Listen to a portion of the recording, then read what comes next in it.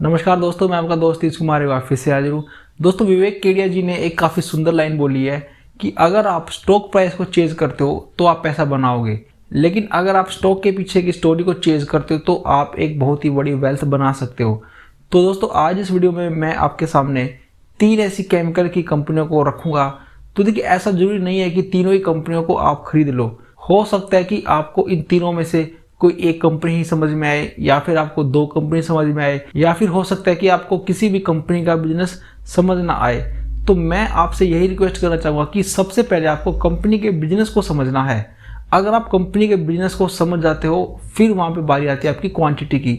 देखिए दोस्तों, कई बार ऐसा लोग करते हैं कि उनके पास देखिए दीपक नाइट्राइट भी होता है, उनके पास अल्काइल अमाइंस भी होता है, उनके पास बालाजी अमाइंस भी होता है। कहने का मतलब है कि उनके पास 7 से 8 केमिकल कंपनियां होती हैं, लेकिन जब आप उनसे पूछते हो कि आपने उनकी कितनी क्वांटिटी बाय कर रखी है, तो वो बोलते हैं कि मेरे पास इसकी 2 क्वांटिटी है, 3 क्वांटिटी है। मैं आपको यहाँ पे ये समझाने की कोशिश कर रहा हूँ कि जब आप किसी कंपनी के बिजनेस को अच्छी तरह से समझ लो, तो देखिए जरूरी नहीं है कि आपके पास 5 से 6 कंपनियां हो सेम सेक्टर की।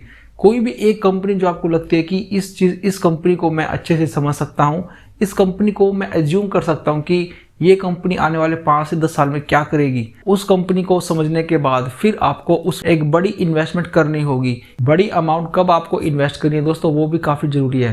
दोस्तों, जब भी आपको जिस भी कंपनी के आपने स्टडी कर रखी है और वो आपको काफ़ी डिस्काउंटेड प्राइस पे मिलता है, तो दोस्तों तब आपको उसमें नहीं चूकना है। ये हो सकता है कि कोई मार्केट क्रैश हो जाए, या फिर उस स्टॉक के अंदर ऐसी कोई नेगेटिव न्यूज़ आ जाए जो कि टेम्परेरी न्यूज़ हो, तो ऐसे में उस समय में फिर आपको नहीं चूकना है। तो दोस्तों, आज हम बात करने वाले केमिकल से जुड़ी हुई 3 कंपनियों के बारे में। तो दोस्तों, ये तीनों ही कंपनियां काफ़ी अच्छी हैं। तो अब हम ये पता लगाते हैं कि क्यों सभी लोग केमिकल कंपनियों में पैसा लगाना चाह रहे हैं, और केमिकल कंपनियों ने जिस तरह के रिटर्न दिए हैं पिछले कुछ समय में, उसके पीछे क्या रीज़न है।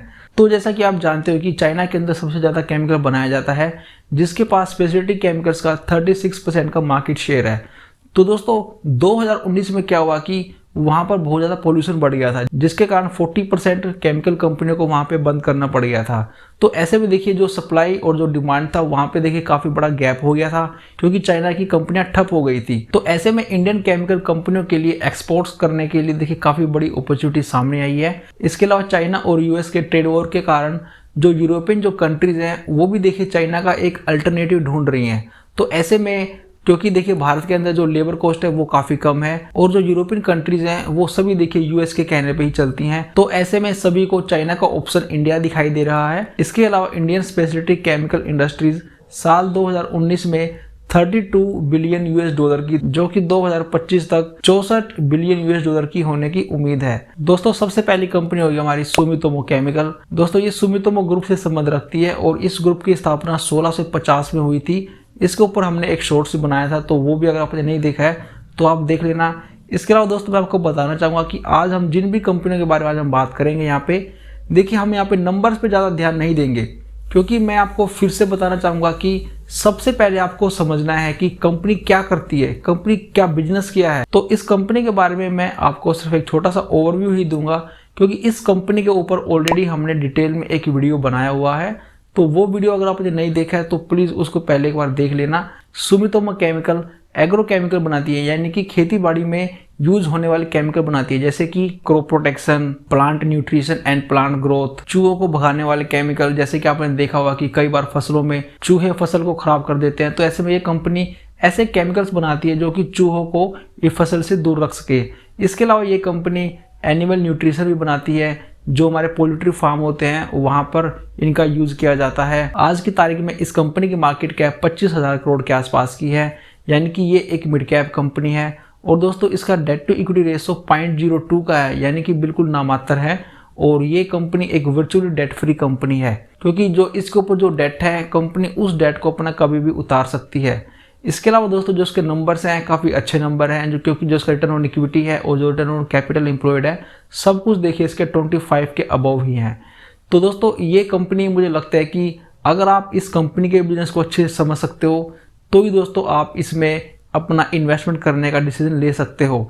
इसके अलावा दोस्तों, मैं थोड़ा सा आपको इसके चार्ट पे ले चलता हूँ, ताकि आपको मैं समझा सकूँ कि अगर आपको इस कंपनी को बाय करना है तो आप इसको किन लेवल पे आप इसको बाय कर सकते हो। तो दोस्तों, मुझे लगता है कि अगर ये शेयर आपको इन फ्यूचर में 450-460 के आसपास दिखाई दे, तो आप इसमें एक बाइंग कर सकते हो। इसके बाद दोस्तों दूसरी कंपनी हमारी लिस्ट में होगी गैलेक्सी सर्फेक्टेंट्स।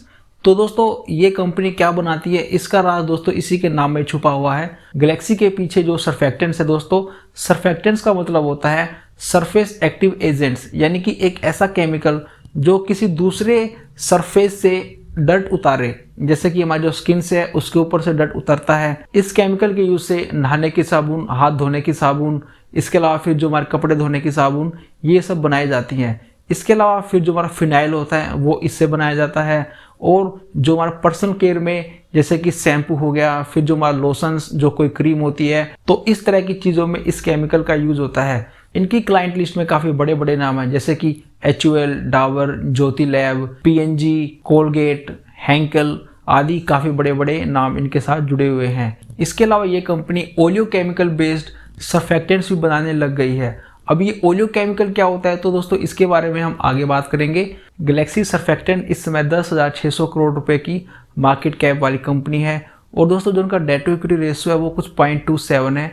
इसके अलावा जो उनके रिटर्न ऑन कैपिटल एम्प्लॉयड और जो रिटर्न ऑन इक्विटी नंबर है वो भी देखिए ठीक ठाक है। तो दोस्तों इसके ऊपर अभी तक हमने कोई वीडियो नहीं बनाई है, बस हाँ हमने एक कंपैरिजन जरूर किया था गैलेक्सी सर्फेक्टेंट्स और फाइन ऑर्गेनिक्स के बीच में, तो उसको भी आप जरूर चेक कर सकते हो। और इन फ्यूचर में हम इसके ऊपर एक वीडियो जरूर बनाएंगे। इसके बाद मैं आपको ले चलता हूँ गैलेक्सी सर्फेक्टेंट के चार्ट पे, जहाँ पर हम इसके बाइंग लेवल निकालते हैं। तो गैलेक्सी सर्फेक्टेंट्स को आप 2600 से 2800 के रेंज में अगर आपको ये मिलता है तो आप इसको बाय कर सकते हो। वहां पर मुझे इसमें एक अच्छा सपोर्ट दिखाई देता है। तो दोस्तों अब हम बात करते हैं हमारी तीसरी कंपनी के बारे में।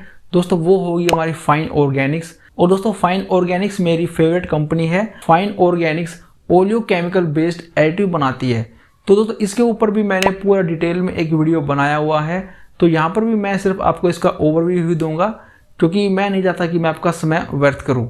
Fine Organics mustard oil, castor oil, palm oil से ओलियोकेमिकल्स बनाती है और इनका use dairy product, cosmetic products, personal care, home care में किया जाता है। तो दोस्तों अभी फाइन ऑर्गेनिक्स 21,400 करोड़ की मार्केट कैप है और इनका डेट टू इक्विटी रेशियो भी 0.06 है, जो कि काफी ही कम है। इसके बाद मैं आपको ले चलता हूँ फाइन ऑर्गेनिक्स के चार्ट पे, जहां पर हम इसमें सपोर्ट देखें कि कहां पर आप इसमें एक बाइंग जोन ढूंढ सकते हो। फाइन ऑर्गेनिक्स में अगर आपको बाइंग करनी है तो मेरे हिसाब से आपको 6,000 रुपए के आसपास इसमें एक सपोर्ट देखने को मिल सकता है।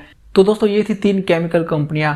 अगर आपको इन तीनों केमिकल कंपनी का बिजनेस बिल्कुल भी समझ नहीं आया तो दोस्तों कोई चिंता की बात नहीं है, क्योंकि और जो केमिकल कंपनियां वो भी मैं आपके साथ आने वाले समय में डिस्कस करूंगा। तो हो सकता है कि उनमें से कोई सी कंपनी आपको एक पसंद आ जाए। तो दोस्तों अंत में मैं आपको यही कहूँगा कि आपको केवल उसी कंपनी में निवेश करना है जिस केमिकल कंपनी का या फिर जिस भी सेक्टर की कंपनी का बिजनेस आपको समझ में आ जाए। ऐसा मत कीजिए कि उसने बोला है या फिर उसने बताया था। तो ऐसा देखिए करने से क्या होगा कि जब कभी मार्केट में गिरावट आएगी तो आप उस शेयर को होल्ड नहीं कर पाओगे, क्योंकि उस कंपनी को आपने बाय किया है किसी के रिकमेंडेशन पे, किसी के अपने कहने पे आपने उस शेयर को बाय किया है। तो दोस्तों मैं उम्मीद करता हूँ कि आज की वीडियो आपको जरूर पसंद आई होगी। तो दोस्तों अब मैं आपसे लेता हूँ अलविदा। अब मैं आपसे मिलूंगा नेक्स्ट वीडियो में, तब तक के लिए टेक केयर, जय हिंद।